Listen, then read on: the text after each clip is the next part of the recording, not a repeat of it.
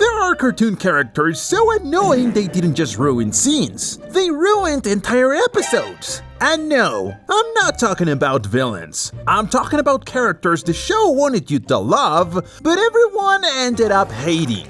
At first, they're cute and funny, but one bathroom break later and they're already getting on your nerves. So today we're talking about the most hated characters in cartoons. The ones who ruined relationships, episodes, finales, and sometimes entire shows. And if your favorite shows up here, sorry, but they probably earned it. Blossom. Reboot Blossom from the Powerpuff Girls is the perfect example of how to completely ruin a character that already worked.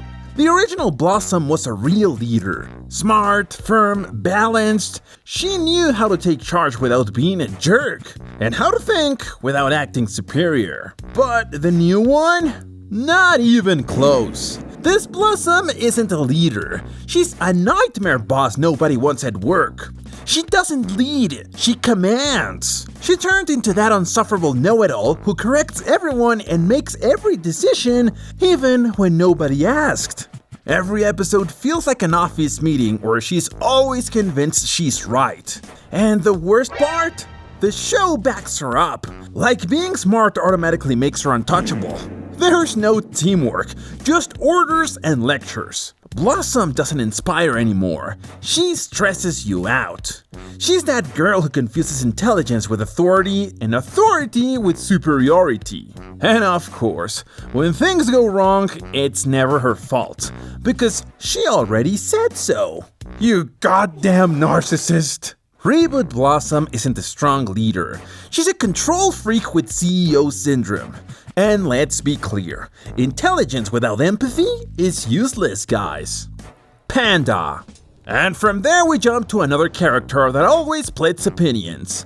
Panda from We Bare Bears. Panda isn't hated for being an otaku, or for using social media, or for being sensitive. Panda is hated because he's a simp with influencer brain rot. His entire universe revolves around validation. He needs likes, he needs approval, he needs the world to tell him he's special, even if it's a lie. Every time he helps, at least according to him, it's not out of kindness. It's for applause. Panda doesn't want to do good. He wants to be seen doing good. He wants recognition, pats on the back, nice comments. If there are no witnesses, it doesn't count. The best example is the diet episode. The brothers had to eat according to their nature. Grizzly suffers, Ice Bear suffers. But Panda brags about how he can handle it. He judges them, criticizes them, feels superior, like he's some self-control guru. And of course, we find out Mr. Discipline was sneaking food behind everyone's back while pretending to have willpower just to look good online.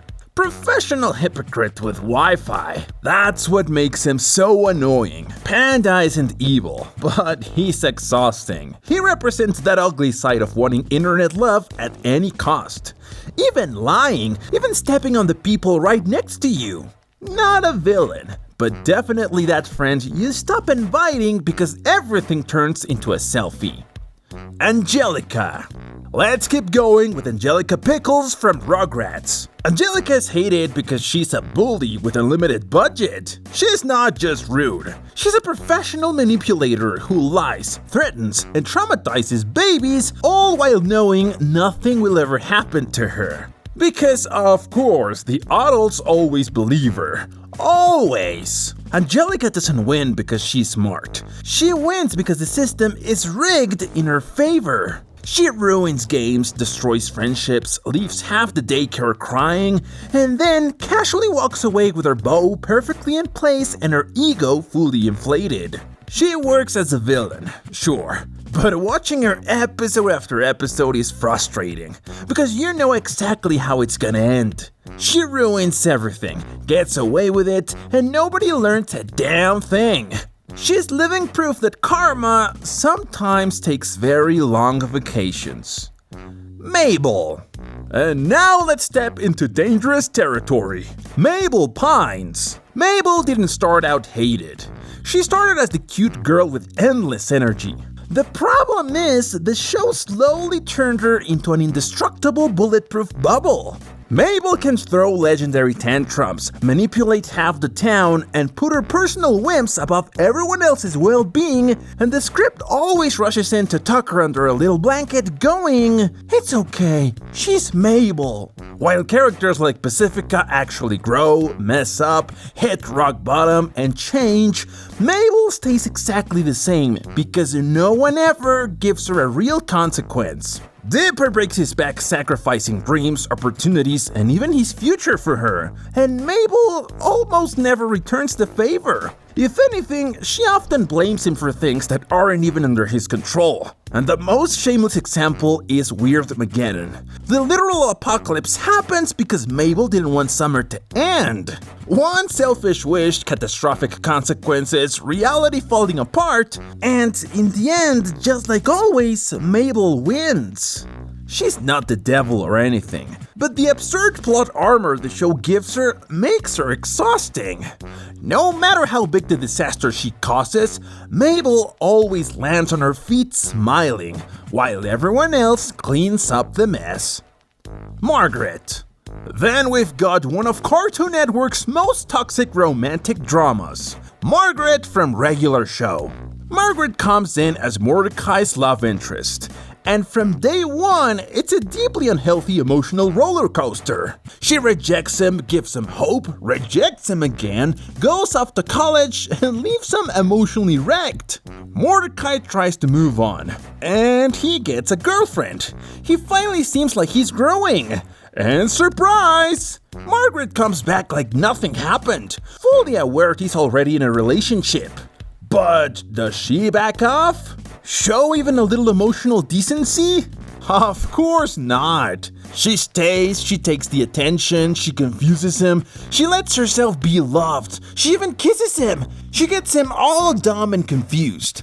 And when everything blows up and consequences finally show up, she hits him with the classic, "I don't know, I'm confused." And the result? Mordecai loses CJ, gets painted as the villain, blows up his own life, and Margaret walks away peacefully, without a shred of guilt, like she didn't emotionally detonate the guy. And yeah, Mordecai isn't innocent. He's a simp with a degree. But Margaret knows that weakness and uses it whenever it suits her, never taking real responsibility. It's emotional manipulation gift-wrapped with a pink bow. Chloe Carmichael. Chloe doesn't join the show. Chloe crashes into it like an Excel error nobody knew how to delete. She appears in the final season, when the show was already on life support. And on top of that, she's perfect, smart, loved, talented, cheerful, life completely figured out. Not a single real problem. But somehow, she needs fairies. Oh, sure. And compared to Timmy, who's been overworked, punished, ignored, and traumatized since he was 5, Chloe's basically a rich kid drowning in dopamine. She has no arc, no growth, no real flaws. She never messes up, never loses, never learns anything because she doesn't need to. She's such an obvious Mary Sue, she doesn't even try to hide it. Everything she touches, she does better than Timmy. Everyone loves her, everyone understands her and celebrates her, and the actual protagonist becomes a nuisance in his own show. And just to add insult to injury, they forced Timmy to share Cosmo and Wanda with her, breaking rules the series had respected for years. All of it thrown away just to shove in the perfect girl. That's why so many fans agree the real ending was Channel Chasers. Everything after that is straight up trash. Chloe isn't a character. She's a symptom of a show that had no idea what it was anymore, or who it was even telling a story for. And Timmy, poor Timmy. He survived villains, teachers, magical rules, even the Pixies, but he didn't survive Chloe Carmichael. Caillou! And now let's talk about one people love to defend with soft, lukewarm arguments. But deep down they know he's unbearable. Caillou. Caillou isn't hated because he's a kid. Caillou is hated because he's a social experiment called What Happens If You Never Raise Someone? The kid cries, screams, throws end-of-the-world tantrums, emotionally manipulates adults, and what does he get? Attention, understanding, reward, never a boundary ever. The entire universe bends around his tantrums like it's a law of nature. What makes it even more annoying is that the show tries to sell this as educational. It looks at you in the eyes and says, "Learn values," while the main character does the exact opposite and still wins. Caillou learns that crying works, that screaming works, that playing the victim works, and that if you insist long enough, adults turn into your personal pets. This isn't exaggerated cartoon fantasy like other shows. This is uncomfortable reality. We've all seen this kid in the supermarket, on a plane, or someone else's house. And that's why it hits so hard. Because this isn't a cartoon. This is real, man. It happens, even with your 5-year-old cousin. And you know it. Caillou doesn't grow. He doesn't change. He definitely doesn't improve. Episode after episode, he stays just as unbearable, protected by parents who somehow seem even more brainless than Caillou himself. And that's the real problem. The show insists Caillou is a good example, when in reality, he's the reason so many adults say, "Yeah, I don't want kids." He is not a villain. He is not a monster. He is worse. A child who was never taught that the world doesn't revolve around him. And that, friends, is scarier than any horror cartoon. Patrick Star. Yes, I know. Relax. Before people start crying, let's be clear about something. Patrick used to be likable.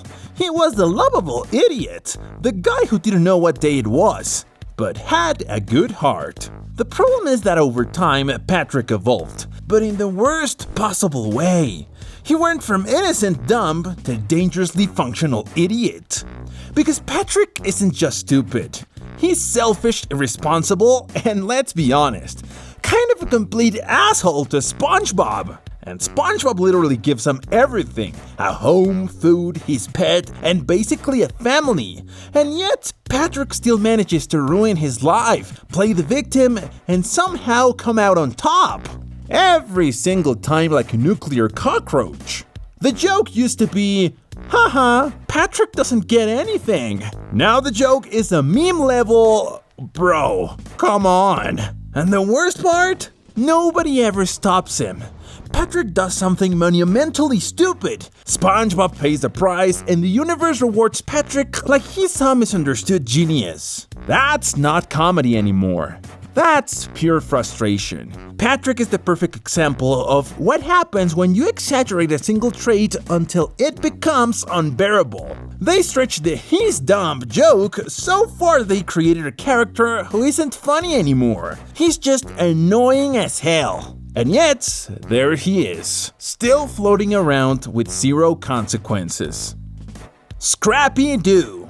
And to close this out with a lead coffin, Scrappy-Doo. For years he was the most hated character in animation, and that's not an exaggeration. What's ironic is that Scrappy was born from good intentions. Hanna-Barbera looked at Scooby-Doo and said, "This formula feels old. We need to modernize it." And their genius idea? A small, loud, hyperactive dog convinced he was the protagonist, even though nobody asked. In 1979, Scrappy and Scooby-Doo arrived and everyone collectively went, "Flappin' Flotsam, what's that?"